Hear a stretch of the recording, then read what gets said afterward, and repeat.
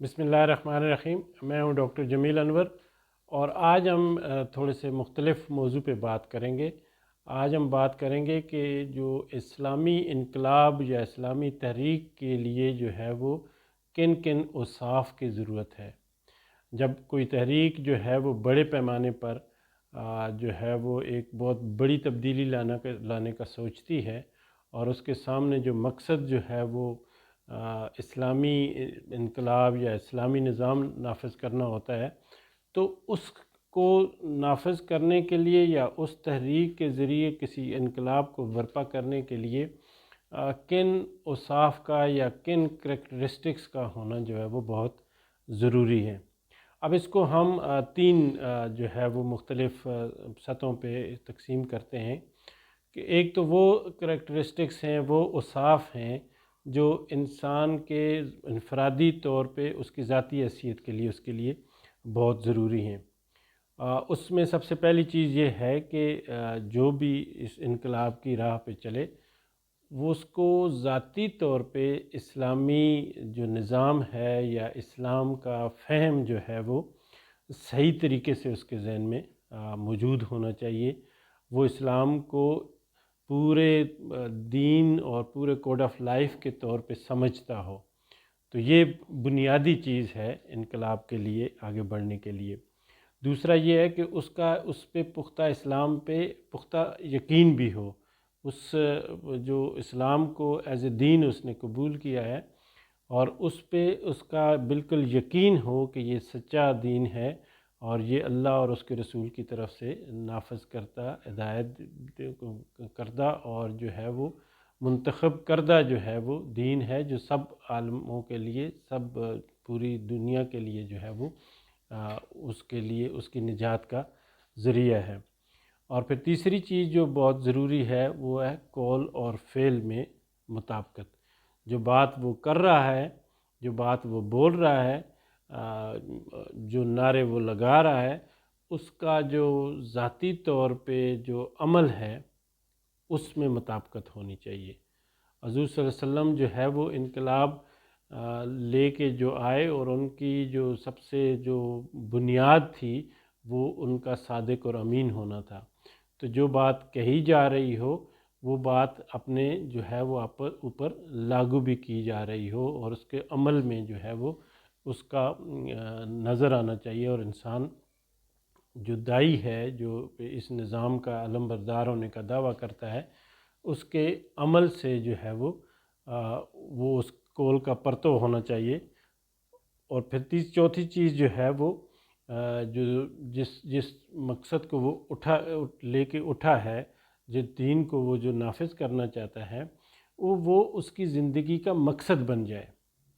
اس کا سب سے پرائم جو ہے وہ مقصد جو ہے وہ اس کی اس انقلاب کی، اس راستے کی، اس نظام کی جو ہے وہ نافذ کرنا بن جائے، اور باقی زندگی جو ہے وہ اس کے مطابق ڈھل جائے۔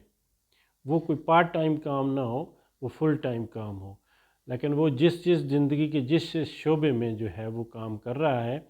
اس شعبے کا جو الٹیمیٹ مقصد ہو، وہ اس کو اس انجام کی طرف لے کے جائے جو اس کا دین اس سے تقاضا کرتا ہے۔ تو یہ جو چیزیں ہیں یہ تو انفرادی سطح پر کرنے کی ہیں، تب جا کے جو ہے وہ اس عمل کو، اس انقلاب کے راستے پہ آگے بڑھنے کے قابل ہوگا۔ پھر جب یہ انفرادی اوصاف آ جائیں تو پھر کسی نظم میں وہ جو ہے وہ شامل ہو جائے، کسی جماعت، کسی تحریک، کسی بڑے جتھے گروپ کا حصہ بن جائے۔ جب یہ گروپ بنتا ہے، یہ جماعت بنتی ہے، تو پھر جو ہے وہ اس اجتماعیت کے جو ہے وہ اوصاف ہیں کچھ، جن کو اپنانا اور جن کو ساتھ لے کے چلنا بہت ضروری ہوتا ہے۔ اور یہ رہنمائی ہم جو ہے وہ حضور صلی اللہ علیہ وسلم اور صحابہ کی زندگی سے لے سکتے ہیں۔ اس میں جو سب سے پہلی چیز جو ہے وہ بہت ضروری ہے انقلاب کی راہوں پہ چلنے کے لیے، وہ اخوت اور محبت ہے۔ جو لوگ اکٹھے ہوئے ہیں وہ آپس میں جو ہے وہ ان کا بھائی چارہ ہونا چاہیے۔ ایک دوسرے کے ساتھ محبت کا جو ہے وہ رویہ ان کا ہونا چاہیے، ایک دوسرے کے ساتھ وہ محبت اور شفقت سے پیش آنے والے ہوں، اور جو اپنے لیے پسند کریں وہی اپنے بھائی کے لیے بھی پسند کریں۔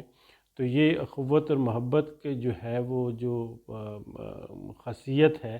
یہ اس گروپ میں آ جائے گی، تو پھر وہ مل کے زیادہ سنرجی کے ساتھ آگے بڑھنے والے بن جائیں گے۔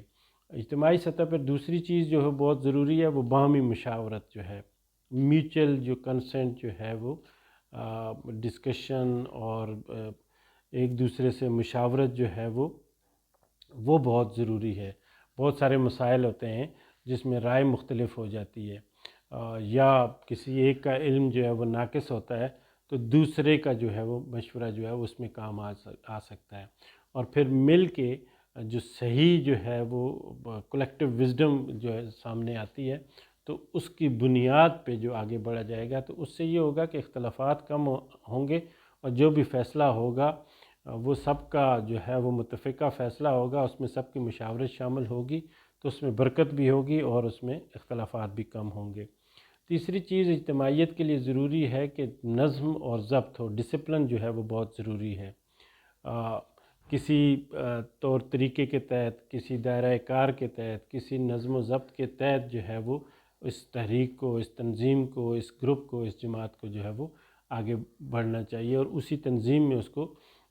پرو دینا چاہیے۔ اور یہ بہت ضروری ہے، جب الگ الگ ہر کوئی اپنی اپنی بات کر رہا ہوگا تو اس میں وہ وزن نہیں ہوگا، اور اس کے جو فیصلے ہوں گے وہ بھی برکت اور حکمتوں سے خالی ہوں گے۔ اور چوتھی بڑی عام چیز یہ ہے کہ جب وہ آپس میں بیٹھیں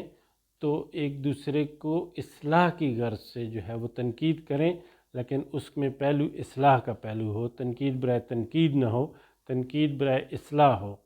تو یہ چار چیزیں جو ہیں، محبت اور اخوت، باہمی مشاورت، نظم و ضبط اور تنقید بغرض اصلاح،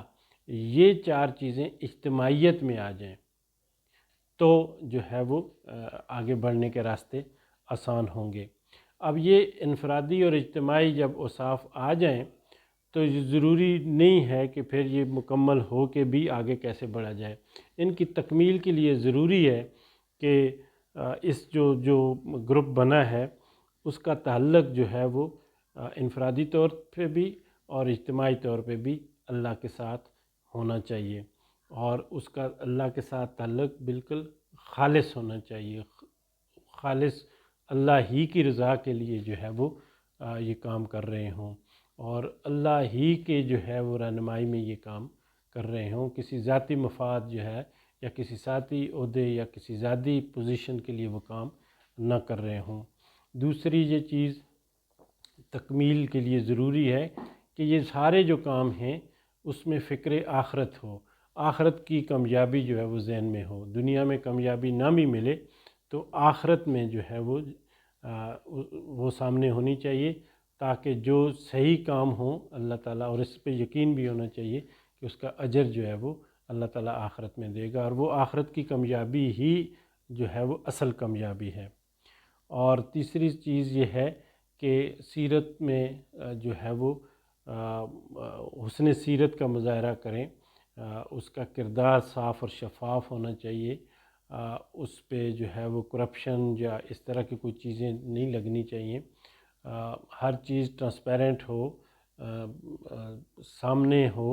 اور کوئی چھپی ہوئی، کوئی ڈکی چھپی ہوئی یا دھوکہ دہی اور اس طرح کی چیزیں جو ہیں اس میں سامنے نہیں آنی چاہیے۔ اور پھر صبر اور استقامت، یہ دو چیزیں ہیں جو چونکہ جب آپ اس طرح کے راستوں پہ چلیں گے تو آپ کو بہت ساری مشکلات آئیں گی، اور ان مشکلات میں جو ہے وہ صبر جو ہے وہ ایک اجتماعی طور پہ اور تکمیلی طور پہ ایک خاصیت ہے جس کا ہونا بہت ضروری ہے۔ اور پھر استقامت، ڈٹے رہنا، کھڑے رہنا، ثابت قدم رہنا، یہ بہت زیادہ ضروری ہے۔ اور اس کے ساتھ ساتھ جو حکمت ہے، جو وزڈم ہے، جس کو قرآن میں بھی بار بار کہا گیا ہے، اس وزڈم کو استعمال کرنا، اس حکمت کے ساتھ جس طرح کے حالات ہیں اس میں اپنے آپ کو کس طرح ایڈجسٹ کرنا تاکہ وہ مقصد بھی حاصل ہو، اور اپنے جو ہے وہ بہت ساری چیزیں جو ہیں وہ بہت سارے نقصانات جو ذرائع جو ہیں اس کا نقصان نہ ہو، اور آگے بڑھنے کے جو ہے وہ جو طور طریقے ہیں ان کو کس طرح بہتر طریقے سے استعمال کر کے اپنی منزل تک پہنچا جائے۔ تو یہ وہ خصوصیات ہیں، یہ وہ اوصاف ہیں جن کو اپنا کر ہی کسی لیول پہ انقلاب جو ہے وہ برپا کیا جا سکتا ہے۔ اللہ تعالی ہمیں